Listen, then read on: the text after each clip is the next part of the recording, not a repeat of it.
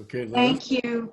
Thank you, Carla. And we should note that the session is being recorded, so it will be available to participants and to also those that could not make the webinar today. As Carla has indicated, this is our first in a series of 3 workshops on graduate school, considering graduate school. And we're kicking it off with basics. My colleague Hector has joined us. And Hector, would you introduce yourself, please? Oh, sure. Thank you very much. Good morning. Still good morning. My name is Hector Cuevas. I'm Assistant Director of the Center for Career and Professional Advancement. My primary duty here is also to work with graduate students in the graduate division, but I've had 10 years of working in graduate studies at UC Davis as Director of Recruitment and Retention there and Director of Student Life. And again, Hector, thank you for bringing your expertise to the conversation today. My name is Liz Atalano, and I'm the Career Specialist for the School of Engineering and also the Interim Director for Employer Connections and Internships in the Center for Career and Professional Advancement. And the Career Center is part of the Office of Leadership, Service, and Career. So some of the topics that we'll be covering today and some of the questions that we might be answering in our presentation would be what to consider about graduate school when you're thinking about that as the first destination or your next step. What is graduate school? There are many different types of advanced degrees and opportunities to continue your studies beyond the bachelor's level. And we'll be talking a little bit about that and defining some of those. We'll help answer some questions about what purpose going to graduate school might serve you in your career development and advancement. And also on the other side of the conversation, perhaps reasons not to pursue graduate education immediately out of your undergraduate education. And certainly we'll talk a little bit about the benefits of earning an advanced degree. So as we start to think, and it's never too early to start to think about graduate school, there are some fundamental questions for you to consider on a personal level. And so we'd like to introduce those questions for you now. Why do I want to go to graduate school is a great starting question to ask yourself. And how does graduate school align with my career goals? And will graduate school benefit me in achieving those goals?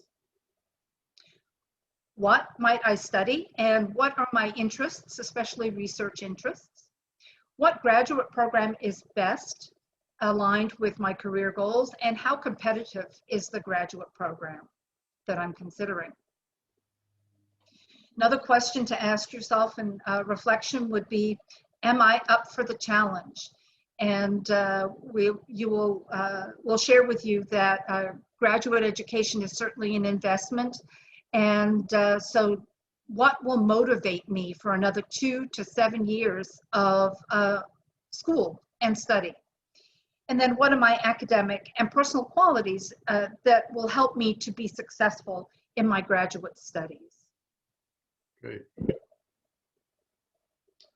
Okay.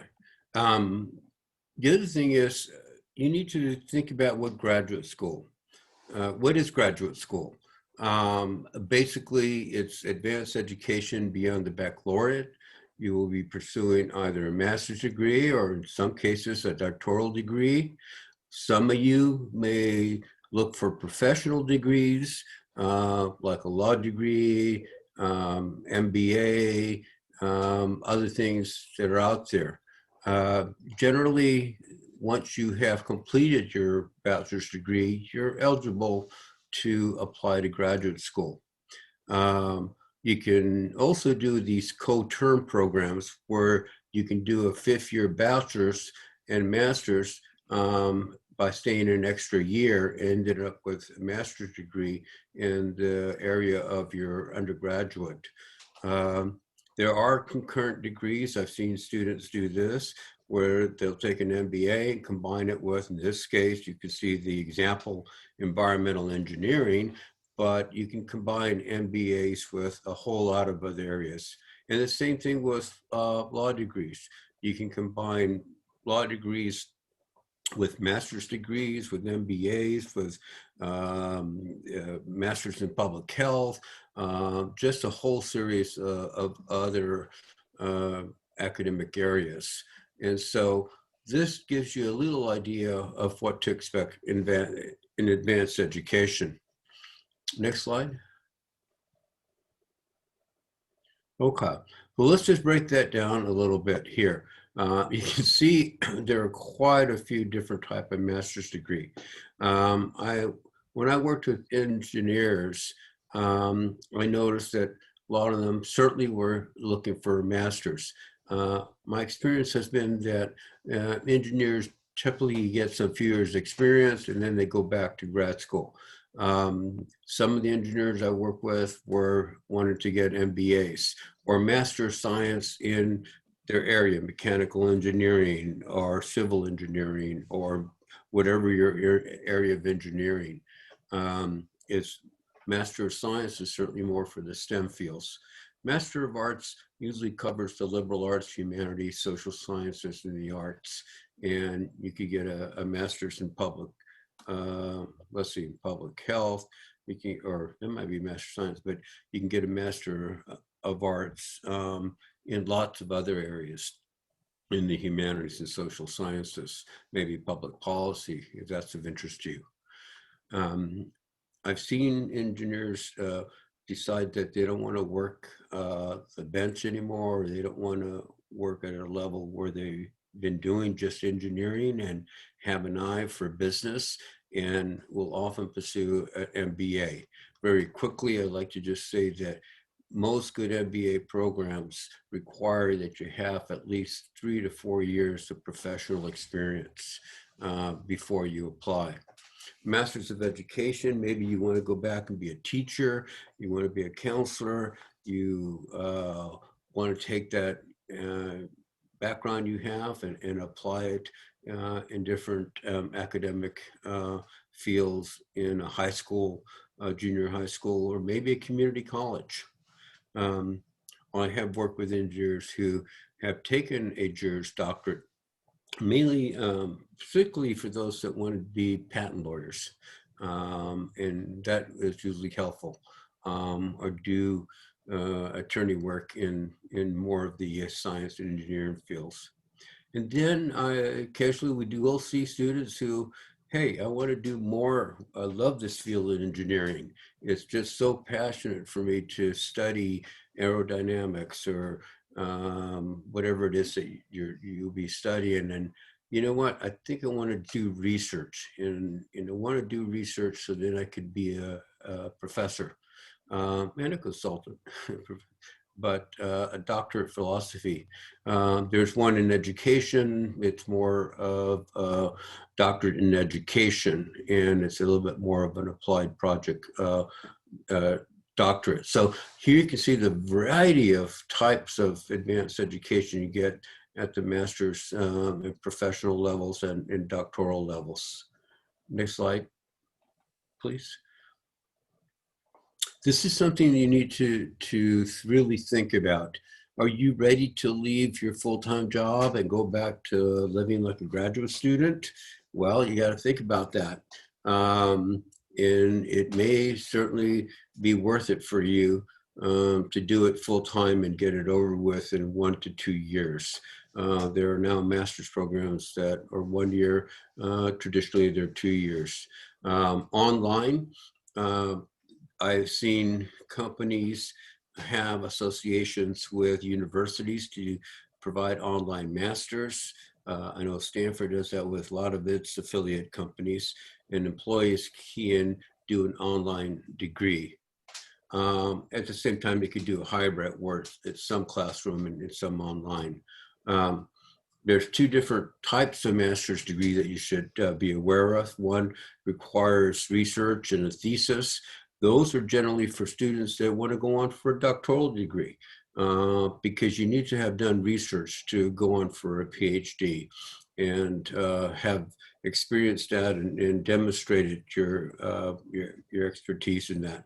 There are masters where you do more of a project, to call a master's practicum, and you can just focus on that area. Often they do lead to an internship.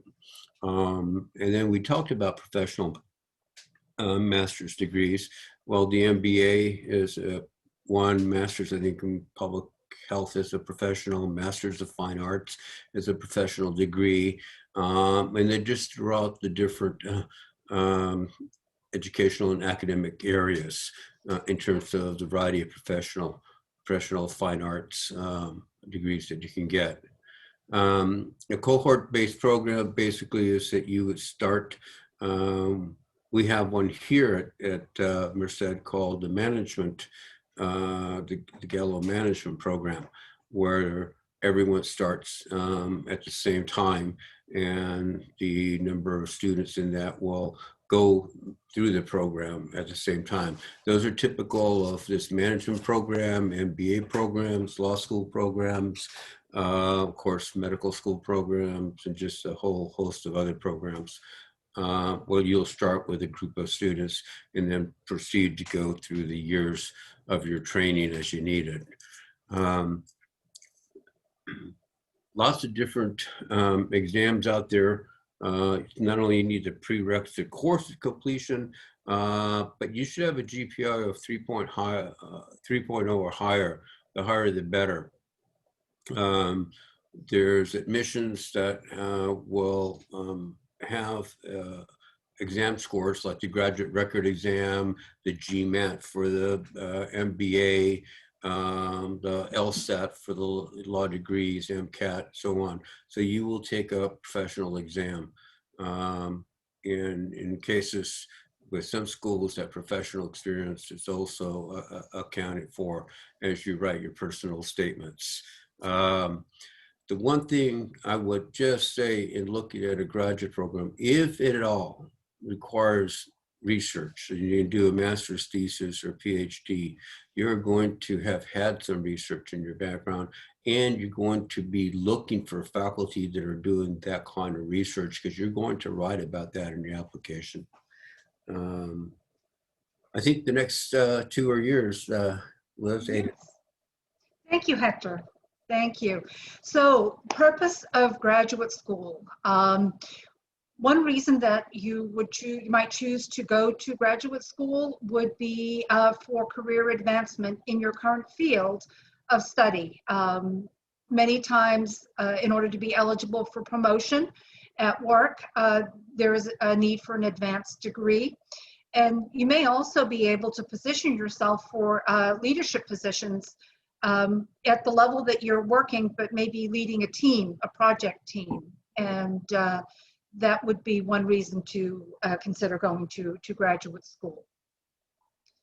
You may decide, as Hector has referenced, that you may change your career path. So you may start as a practicing engineer, and then move into management, and so therefore an MBA, management of business administration, might be an appropriate advanced degree.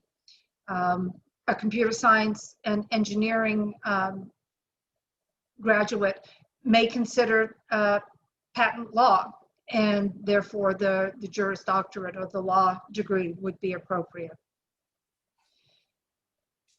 We all need to, very important, need to stay current in our field of study and in our career field, and to also continue to grow and gain professional skills that are contemporary and forward thinking. So certainly enhancing your learning and your knowledge of your chosen career path. Opportunities to conduct original research and to develop a specialization and develop your expertise, become an expert in a particular area of study. And certainly remaining competitive in a competitive job market. And a very notable source of labor information, the U.S. Bureau of Labor Statistics, has cited that over the last, say, 10 years, there's been an almost 20% growth in jobs that are requiring a master's degree. And so wanted to make sure that we understood that the employers are looking for that advanced degree in some fields of study. Okay. Now, kind of looking on the converse, what are some reasons not to pursue a graduate school? One of the things would be if you're not sure what you want to do with your bachelor's degree or your undergraduate study. And so, as I've mentioned earlier, graduate programs are an investment, not only in your time, your interest, but then also financially as well. And so using an advanced degree or graduate school for career exploration might not be the best use of your resources and your time. And so certainly we can help you in CCPA with that career exploration, and hopefully as an undergraduate you have a sense of direction as to what you want to use your undergraduate degree for without needing to go on to graduate school for career exploration. Another reason would be that you don't want to leave school and you're not ready to leave an academic setting. We would challenge you to move out of your comfort zone and to affirm that your degree from UC Merced will stand you in good stead. It is a valued credential, and by completing the degree, there is a recognition that you have a strong set of professional skills and you are graduate career ready to move to that first destination. Certainly, one of the practical reasons would be that you've got uncertain financial resources. So as part of your exploration and selection of graduate school, there is a financial aid application process and consideration of cost. And what we encourage you to do is to have a clear roadmap of how your financial resources will allow you to complete the advanced degree that you start. And something that sometimes is not mentioned in discussion with graduate school is that there are high expectations for whether it be original research or a dedication to your studies. And so speaking with your support network before you embark on a graduate program is an important step and a conversation that we encourage you to have, so that you have a support network in place that can encourage you, motivate you to, again, complete the program. So if that's not quite in place, well, it shouldn't prevent you from pursuing a graduate degree or program, but it would be a consideration to have something in place. Okay. These are a little bit of the benefits of an advanced degree, and there are many. You certainly will increase your earning power. Most organizations in industry recognize that extra master's degree or terminal degree and are prepared to increase your salary if you possess that. It enhances your professional network because now your network includes individuals that have advanced degrees and are interested in talking about a lot of things that one can talk about once you have that level of education and experience and research. You get access to research facilities and projects. And, you know, there are some very nice labs that are set up with invested with, you know, state-of-the-art equipment.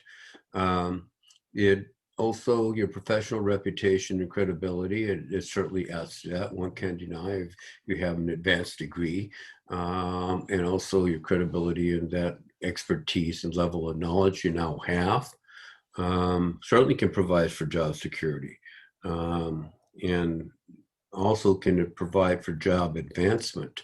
And so promotional opportunities are certainly in line.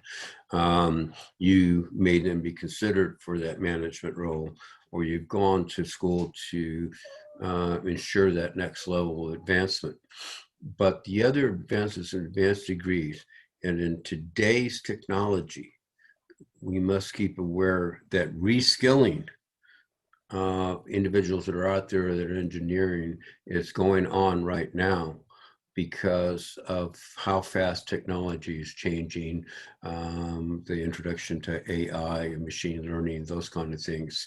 And so it's not only lifelong learning, it's, something that'll just become part of your future, is to continue to learn more about your field of study, because it's going to be required as things change very rapidly. So an advanced degree might make sense.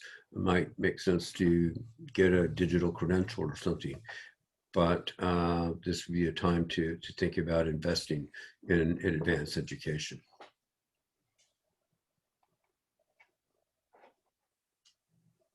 And finally, as you do look for graduate programs, we wanted to introduce two resources for you. One is Peterson's Guide to Graduate School, and the other one is U.S. News and World Report.